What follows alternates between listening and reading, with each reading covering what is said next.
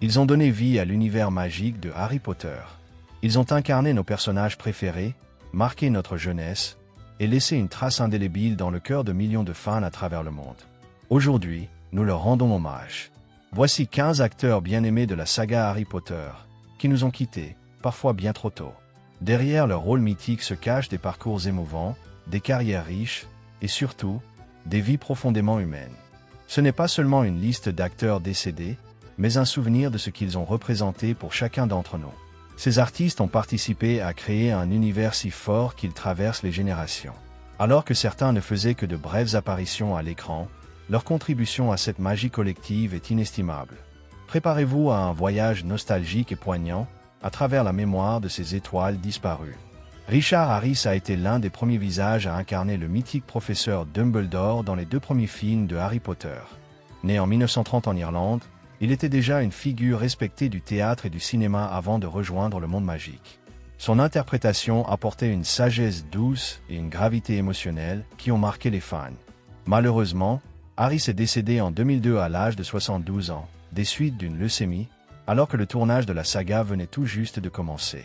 Son départ a profondément affecté la production, qui a dû trouver un nouvel acteur pour reprendre ce rôle majeur. Michael Gambon a repris le flambeau, mais pour beaucoup, Richard Harris reste le Dumbledore originel. Au-delà de son rôle dans Harry Potter, Harris a eu une carrière remarquable, jouant dans des films comme Un éléphant ça trompe énormément ou Gladiator. Sa voix grave et son charisme naturel lui ont valu une place dans le cœur des spectateurs, faisant de lui une légende du cinéma britannique. Sa mort prématurée a laissé un vide dans la saga et chez les fans, qui continuent de lui rendre hommage. Helen McCrory, née en 1968, a su captiver les spectateurs avec son rôle de Narcissa Malfoy, la mère protectrice et complexe dans la saga Harry Potter. Sa performance, subtile et nuancée, apportait une profondeur rare au personnage, oscillant entre loyauté familiale et peur du pouvoir de Voldemort. McCrory était une actrice accomplie, également reconnue pour ses rôles au théâtre et à la télévision, notamment dans la série Peaky Blinders. Sa carrière était riche et variée, témoignant d'un immense talent. En 2021, Helen McCrory est décédée à seulement 52 ans, après une bataille courageuse contre un cancer. Sa disparition a été un choc pour le monde artistique et les fans de la saga. Elle était adulée non seulement pour son talent, mais aussi pour son engagement humanitaire. Helen McCrory laisse derrière elle un héritage durable, et son interprétation de Narcissa demeure l'une des plus marquantes de la franchise, évoquant la complexité des personnages secondaires qui enrichissent l'univers de Harry Potter. Après le décès de Richard Harris, c'est Michael Gambon qui reprend le rôle du directeur de Poudlard. Plus énergique, parfois plus dur, il insuffle une autre vision du personnage. Né en Irlande, Michael Gambon était un pilier du théâtre britannique, mais aussi un acteur de cinéma reconnu. Il a su imposer son Dumbledore dans des scènes iconiques, comme son duel contre Voldemort ou la chute tragique dans Le Prince de Sang-Mêlé. En 2023, Michael Gambon s'éteint à l'âge de 82 ans, des suites d'une pneumonie. Le monde du cinéma perdait alors un géant, et les fans, un second Dumbledore, tout aussi inoubliable. Robbie Coltrane, né en 1950 en Écosse, a donné vie au géant au grand cœur rubeux Hagrid, gardien des clés et des lieux à Poudlard. Avec sa stature imposante et sa voix chaleureuse, il est rapidement devenu l'un des personnages préférés des fans. Hagrid incarne la gentillesse, la loyauté et une forme de naïveté touchante qui équilibre la saga. Coltrane a mené une carrière prolifique au cinéma et à la télévision, reconnu pour son humour et sa capacité à jouer des rôles très variés.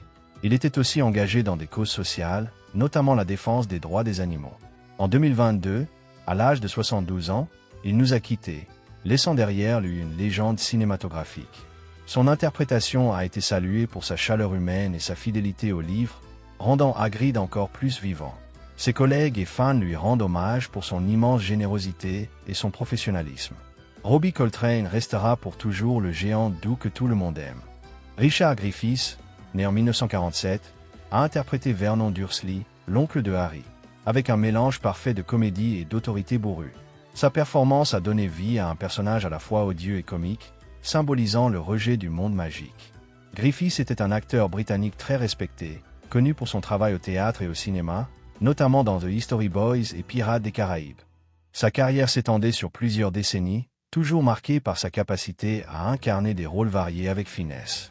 Il est décédé en 2013 à 65 ans, suite à des complications après une opération chirurgicale. Daniel Radcliffe a souvent mentionné l'influence chaleureuse et encourageante de Griffith sur le plateau, qui était bien loin du personnage méchant qu'il jouait. Sa disparition a laissé un vide, mais son héritage artistique continue d'inspirer de nombreux acteurs et fans. Vernon Dursley reste un rôle iconique, et Griffith une figure majeure du cinéma britannique.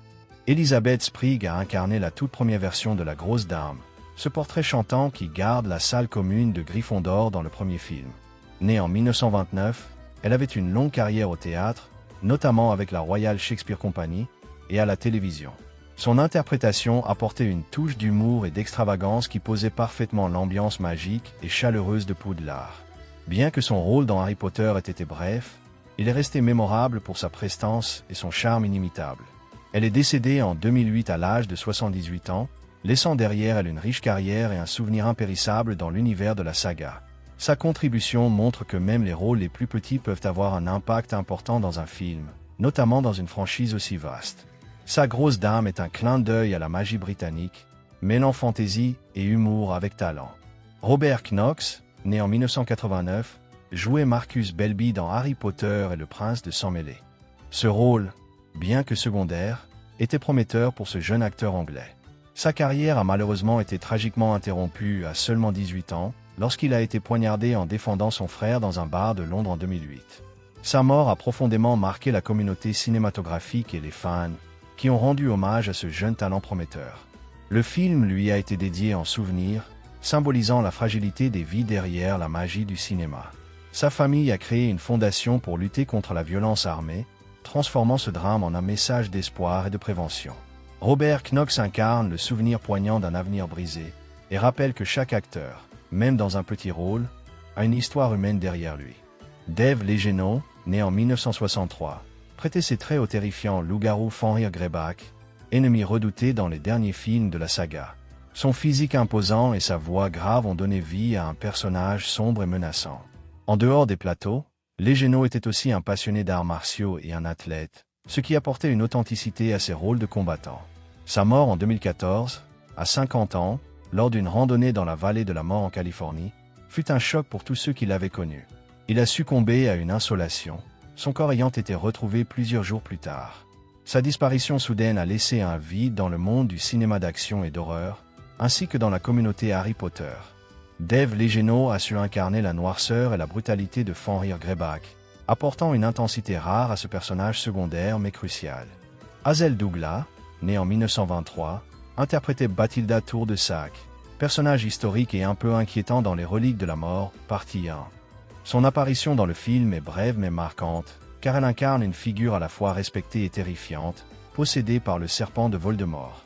Actrice accomplie du théâtre et de la télévision britannique, elle avait joué dans des séries cultes telles que Doctor Who ou The It Crowd.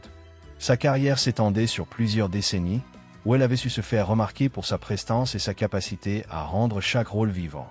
Hazel Douglas est décédée en 2016 à l'âge de 92 ans, après une vie consacrée à son article.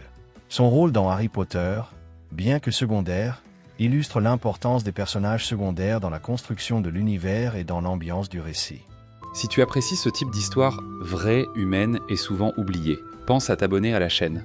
Ça prend 1 seconde, mais ça nous aide énormément à faire revivre la mémoire de ces artistes disparus. Merci à toi. Robert Hardy, né en 1925, a incarné Cornelius Fudge, ministre de la magie parfois maladroit mais crucial dans la politique du monde magique. Avec son charisme et sa voix distincte, Hardy a su donner vie à ce personnage ambivalent, mêlant pouvoir et peur. Acteur britannique de renom, sa carrière s'étendait sur plus de 6 décennies, avec de nombreuses apparitions au théâtre et à la télévision. Il était reconnu pour son élégance et son talent dans des rôles aussi divers que des figures historiques ou des personnages de fiction. Robert Hardy est décédé en 2017 à l'âge de 91 ans, laissant derrière lui une riche filmographie et un souvenir impérissable chez les fans de la saga.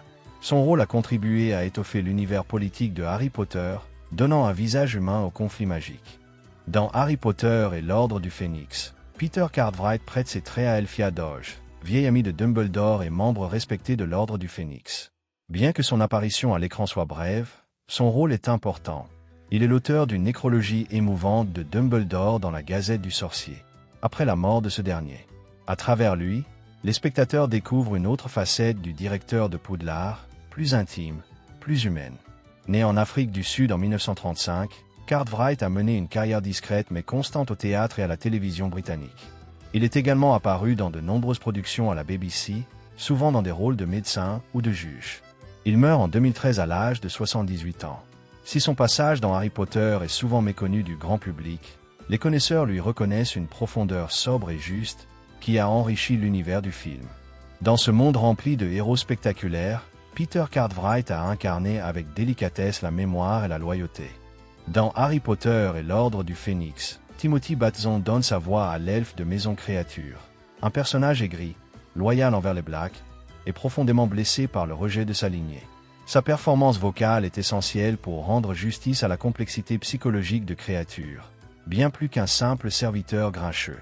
Batson, né en 1926, était un vétéran du théâtre anglais, très actif dans le doublage et les pièces classiques. Sa voix, à la fois traînante, amère et résignée, donne à Créature une âme, ce qui en fait un personnage marquant malgré son apparente marginalité. L'elfe revient d'ailleurs dans les derniers volets avec un arc narratif touchant. Timothy Batson est décédé en 2009 à l'âge de 83 ans. Par la suite, un autre comédien reprendra le rôle, mais les fans restent attachés à cette première incarnation vocale. Il a prouvé que, même hors champ, un acteur peut transmettre une émotion inoubliable. Sa voix reste gravée dans la mémoire sonore de la saga. Frank Bryce est le vieux jardinier des Gédusors que l'on découvre au début de la Coupe de Feu. Seul témoin du retour de Voldemort, il devient la première victime visible du Seigneur des Ténèbres dans ce volet. C'est Eric Syke, légende de la comédie britannique, qui incarne ce personnage triste et isolé, mais courageux. Né en 1923, Syke a marqué le petit écran avec son humour pince sans rire, son écriture acérée et sa longue carrière à la radio et à la télévision. Son rôle dans Harry Potter, bien que court, est d'une importance narrative capitale. Il installe dès l'ouverture du film un climat de peur et de menace imminente. Syke, alors âgé de 81 ans lors du tournage, apporte une gravité et une mélancolie parfaite à ce personnage. Il décède en 2012, à 89 ans, après avoir lutté contre des problèmes de santé pendant plusieurs années. Son apparition rappelle que même les rôles les plus brefs peuvent profondément ancrer une ambiance dans l'esprit du spectateur. Un hommage à un maître de la sobriété et du détail. Vern Troyer, acteur américain atteint de nanisme, est connu mondialement pour son rôle de Minimeux dans Austin Powers, mais il est aussi apparu dans Harry Potter à l'école des sorciers, où il joue le gobelin Gripsec. Bien que sa voix ait été doublée en post-production, c'est sa silhouette et son jeu qui ont donné vie à ce personnage du monde des gobelins. En 2018, Vern Troyer est décédé à l'âge de 49 ans. Sa mort a été attribuée à un suicide lié à des années de dépression et d'addiction. Sa courte apparition dans l'univers de Harry Potter est une autre facette de son immense carrière. C'est lui qui, dès le premier film, remet sa baguette magique à Harry. John Hurt, acteur britannique aux multiples visages, incarne le mystérieux Ollivandé, fabricant de baguettes. Il réapparaît plus tard, dans les derniers volets de la saga, capturé puis libéré par Harry et ses amis. Avec plus de 200 rôles au cinéma, John Hurt était un monument du 7e article. Il est mort en 2017, à l'âge de 77 ans, des suites d'un cancer. Sa voix envoûtante et son regard énigmatique faisaient de lui un Ollivandé parfait. Un sage du monde magique, disparu du nôtre. Impossible de clore cette liste sans évoquer Alan Rickman, l'inoubliable interprète de Sévru Rogue. Personnage complexe, torturé, tantôt détesté, tantôt admiré, Rogue est sans doute l'un des rôles les plus marquants de toute la saga. Rickman lui a offert une profondeur rare, mêlant froideur, douleur et sacrifice dans chaque scène. Né en 1946, Alan Rickman a connu une carrière exceptionnelle, passant du théâtre classique à Hollywood, avec des rôles emblématiques dans The Art, Love Actually ou encore Le Parfum. Dans Harry Potter, il a incarné Rogue pendant plus de 10 ans, avec un engagement artistique profond. J.K. Rowling lui avait révélé dès le départ la vérité sur son personnage, ce qui a guidé toute son interprétation. Il s'est éteint en 2016 des suites d'un cancer du pancréas, à l'âge de 69 ans. Son décès a provoqué une immense vague d'émotions mondiales. Rickman laisse un vide immense, mais aussi un héritage inestimable, celui d'avoir donné vie à un personnage devenu légendaire, dont chaque regard, chaque mot, résonne encore aujourd'hui. En bonus, avant que Ralph Fiennes ne devienne le visage emblématique de Lord Voldemort, c'est Richard Bremer qui a eu la lourde tâche d'incarner le tout premier, celui dont on ne doit pas prononcer le nom dans Harry Potter à l'école des sorciers, 2001. Son apparition, bien que brève, reste gravée dans la mémoire des fans. Il incarne un Voldemort spectral, terrifiant, greffé à l'arrière du crâne du professeur Quirrell. Ce rôle posait déjà les bases de la peur viscérale que le personnage allait susciter tout au long de la saga. Acteur de théâtre accompli et visage familier du cinéma britannique, Richard Bremmer a laissé sa marque en quelques minutes à peine, grâce à un jeu à la fois sobre et glaçant. Son interprétation a su capturer toute la cruauté et la décadence de Voldemort à un moment où il n'était encore qu'une ombre, un esprit en quête de retour. Il est important de souligner que Richard Bremmer est bel et bien vivant à ce jour. Contrairement à certaines rumeurs persistantes, il mène aujourd'hui une vie discrète, loin de l'agitation médiatique, tout en étant respecté pour l'ensemble de sa carrière. Il n'a pas poursuivi l'aventure Harry Potter, le rôle de Voldemort ayant été réattribué pour des raisons de direction artistique. Mais il restera à jamais celui qui a donné à Voldemort sa première incarnation à l'écran. Ils ont fait briller la magie à l'écran, parfois dans l'ombre, parfois sous les projecteurs. Ces 15 comédiens ont tous, chacun à leur façon, insufflé de la vie, de la profondeur et de l'émotion dans l'univers de Harry Potter. Leur départ nous rappelle que derrière les rôles fictifs, il y avait des hommes et des femmes bien réels, aux parcours uniques et parfois tragiques. Aujourd'hui, leurs visages vivent à travers nos souvenirs, leur voix résonne encore dans nos esprits, et leur art continue de toucher les générations futures. Que ce soit dans un rôle principal ou une apparition fugace, ils ont tous participé à l'œuvre collective qui a marqué l'histoire du cinéma. Alors, en leur mémoire, et pour tout ce qu'ils nous ont offert, levons nos baguettes, comme le feraient les élèves de Poudlard, et disons simplement « Merci ». Si ces hommages vous ont touché, n'oubliez pas de liker la vidéo pour honorer leur mémoire. Abonnez-vous pour découvrir d'autres histoires autour de l'univers Harry Potter et partagez en commentaire l'acteur ou le personnage qui vous a le plus marqué. Leur magie continue de vivre à travers nous.